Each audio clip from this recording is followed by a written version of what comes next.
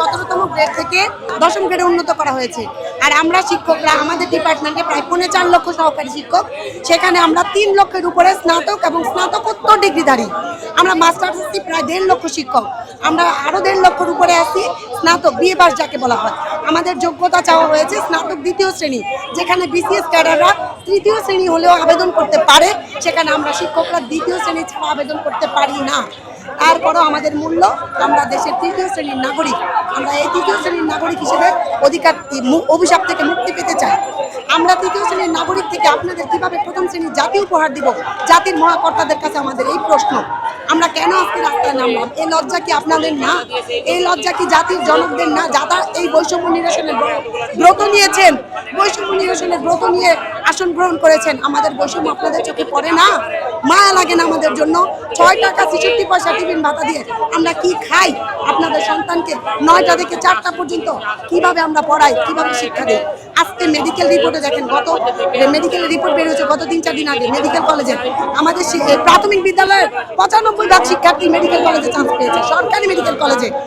আপনারা বলেন, মাননীয় শিক্ষা উপদেষ্টা বলেছেন আমাদের দাবি যুক্তিযুক্ত, তবে বাস্তবসম্মত নয়। কেন বাস্তবসম্মত নয় সেটা জানার জন্যই আমরা রাজপথে এসেছি। হয়তো ওনারা ভাবছে আমরা কোনো বিশৃঙ্খল কোনো কিছু করব, আসলে আমরা একদম সুশৃঙ্খলভাবে হয়তো ওখানে পদচারণা করতাম এবং আমাদের জাস্ট অবস্থানটা সেখানে জানান দেওয়ার জন্যই আমরা যাচ্ছিলাম। আমরা প্রায় দীর্ঘদিন ধরে আন্দোলন চালিয়ে যাচ্ছি যে শিক্ষকের মর্যাদা বৃদ্ধি করা হোক। আমরা আমার পুরো সব কলিগ অনার্স মাস্টার্স করা, এখানে বলা হয় যে না আমাদের যোগ্যতা নেই। বাংলাদেশের সর্বোচ্চ যোগ্যতায় আসি না আমরা, অনার্স মাস্টার্স কমপ্লিট করা, তাহলে কেন আমরা 10ম গ্রেড পাবো না? না, শিক্ষকতা পেশা এসে দেখেন এই পেশাটা অনেক কঠিন। একজন ছোট শিশুকে অ ক খ শেখানোটা এত সহজ বিষয় না। আমি একটা প্রাইভেট জব ছেড়ে এখানে এসেছি, আসার পর বুঝতে পারছি যে আসলে এই পেশাটা এত সহজ না, এটা টেবিল চেয়ার জব না। আপনার এখানে সারাক্ষণ আপনার মানসিক শারীরিক আপনার প্রতিটা দিন পরিবর্তনের মধ্যে থাকতে হবে।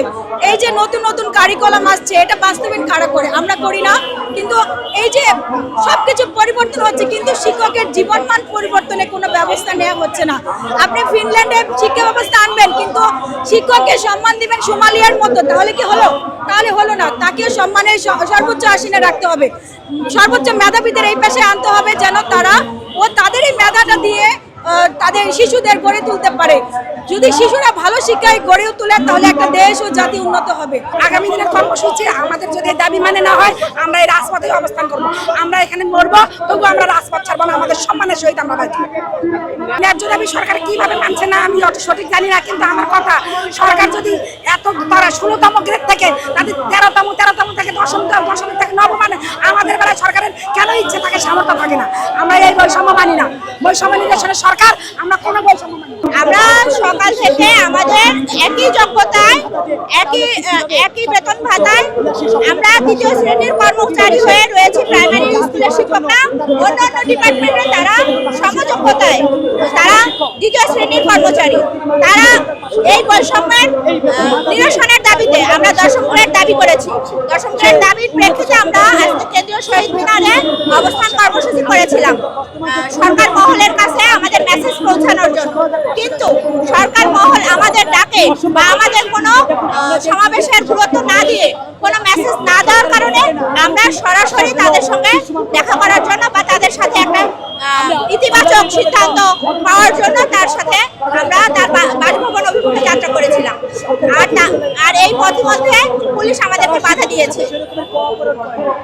এখন আমরা এখানেই অবস্থান করছি। এখন সাংগঠনিকভাবে যে সিদ্ধান্ত হবে আমরা সেটাই করব।